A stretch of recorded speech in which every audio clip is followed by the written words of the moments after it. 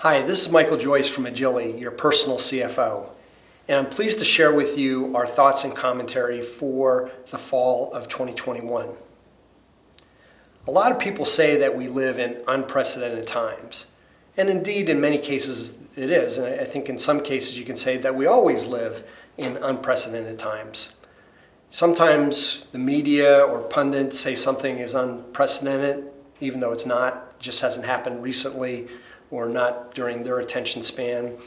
An example of that is with the masking and social distancing initiatives that were put in the pandemic, when a lot of those occurred during the Spanish flu pandemic of 100 years ago. But what is unprecedented is the amount of liquidity that is really worldwide. And a lot of this liquidity was established by monetary and fiscal policy of various governments. And with monetary policy, central banks and the Federal Reserve have been adding to the money supply for a decade or more using tactics that have never been used before. And in more recent times, there's been a number of fiscal policy initiatives that have created a lot of liquidity. We can point to earlier this year in the United States, there was a stimulus package that was enacted that was $1.9 trillion. And if you add that to the $900 billion stimulus package from just a couple months before that, that provided more household income than all of the household income that was lost during the pandemic. So when these households had these helicopters dropping money on them, what did they want to do with it? Well, they wanted to spend some of it. They wanted to not only use some of the pent-up demand, but also to buy things that they wanted to, create a lot of demand for various goods and services. At the same time, we had a lot of supply disruptions, notably with the supply of labor, but really with a lot of other things. You can look in Europe to the supply problems with energy and the energy shortages that are going on there, and a lot of other things. And when I went and had Econ 101, again, I learned that when you have your aggregate demand increasing, as with the demand from households for goods and services, but aggregate supply diminishing, that creates scarcity. And scarcity means higher prices. And we've seen that in inflation. Again, in Europe with energy, we've seen it in the United States. If you go to the supermarket or try to buy a car or really try to buy practically anything, there are higher prices because of scarcity.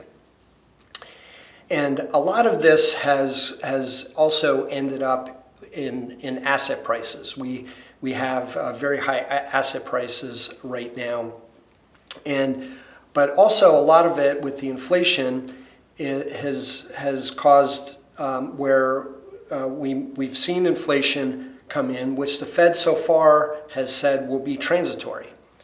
But if it is more persistent than the Fed believes it will be, then what will happen is interest rates will rise. And if interest rates rise, that means that the stock market can't trade at 22 times earnings. Valuations will have to come down. Long-term bonds will do poorly. Other asset classes will do poorly in that type of scenario. But my caveat is there's a limit on how interest rates can go because we live in a global investing environment. So if interest rates in the United States are going up, they can't get too far out of whack with the rest of the developed world. If you are an institutional investor in Germany or Japan, where your sovereign debt rates are about zero, 1.7% or 2% on U.S. Treasuries is going to look like a very attractive yield. And that will attract investment, which will keep a lid on interest rates. We've also talked about how much liquidity is out there in money market accounts. There's still over $4.5 trillion in money market accounts. And valuations on the markets are not cheap. September was not a great month, but we're still within spitting distance of all-time highs in the market. And you have situations where there's times to be aggressive and times to be cautious. When prices are low and pessimism is rampant and investors are fleeing from risk, that's the time to be aggressive. And that's what we did during the spring and summer of last year in the early parts of the pandemic after there was big drawdowns in the markets. But there's also a time where valuations are high, which I would say is right now, and enthusiasm is rampant, which I'd say now is kind of a mixed bag with that. And investors are more risk tolerant, which I would say is certainly the case right now. And typically that's a time to be a little bit more cautious. And by being cautious, I don't mean let's sell everything or let's sell most of everything that we have.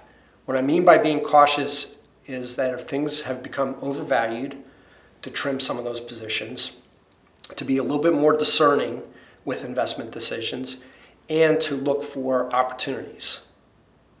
At some point, there's going to be a correction in the markets. I don't know what's going to cause it, but there will be a correction, and that will create an opportunity. But so far, with all the cash that's out there, even if we have just a 2 or 3% drawdown over a couple days in the markets, investors are jumping in and they're looking to invest on those dips. Also, we have to keep in mind that there's lots of money, lots of cash on corporate balance sheets. And a lot of them are using this cash to buy back their own stock.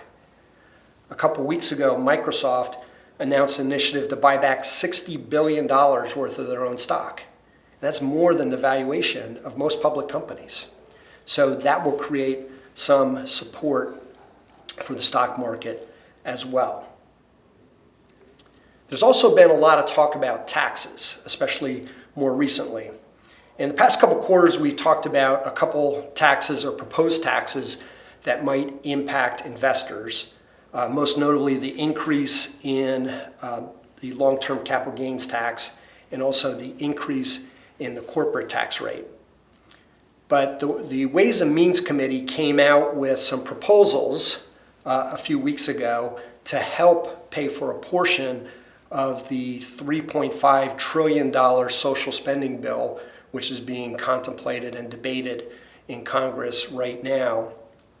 And I should say that we don't know what's going to be in there. I mean, some of the things that the Ways and Means Committee came out with could end up not being in it. They could add some things in.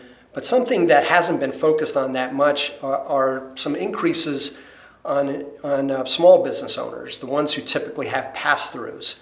A pass-through is a limited liability corporation or a partnership or an S corporation. What a pass-through means is that the profits or losses from the corporation are passed through to the owners and shareholders' personal income tax returns. And why that's important is because the vast majority of all employment in the United States is with pass-throughs. They're in companies that are limited liability corporations or partnerships or S corporations. You know, the one that comes to mind is it would apply the 3.8% net investment income tax, which is currently applied to just investment income for certain people, but it would apply it to pass-through income as well. And when that occurs, that means there's going to be less money to be invested in a new plant or a new warehouse or to hire new human capital. So these are some things that are worth watching.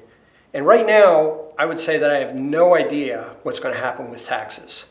And we could see a sharp increase with taxes.